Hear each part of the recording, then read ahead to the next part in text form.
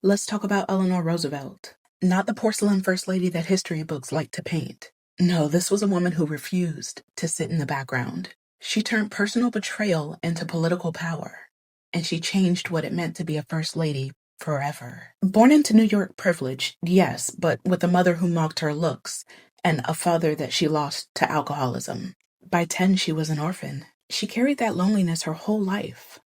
But instead of folding, she built empathy out of it.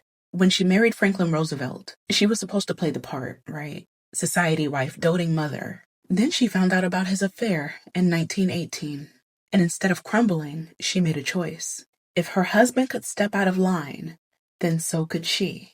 And that's when Eleanor Roosevelt stopped being a shadow and became a force. In the White House, she rewrote the role. While presidents' wives before her poured tea and smiled, she held press conferences, only letting women reporters in and forcing newspapers to hire them.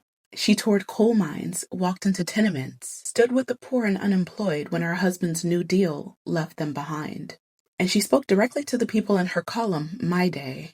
Not in polished sound bites, either. She wrote about poverty, racism, and justice every day in black and white. She wasn't safe, she wasn't silent, she was political. And when it came to civil rights, this woman did not whisper. She quit the Daughters of the American Revolution when they tried to bar Marian Anderson from singing, and then helped put Anderson on the steps of the Lincoln Memorial in front of 75,000 people. She pushed for anti-lynching laws her husband was too scared to back.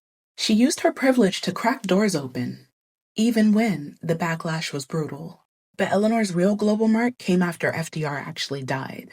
Harry Truman sent her to the United Nations, probably thinking that she'd just be a nice face. Instead, she chaired the committee that wrote the Universal Declaration of Human Rights in 1948, a blueprint for dignity that outlasts presidents and politicians alike.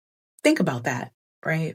An orphan girl mocked as ugly duckling helped draft the world's moral compass. So no, Eleanor Roosevelt wasn't perfect. Nobody is. She could be paternalistic. She had blind spots, sure.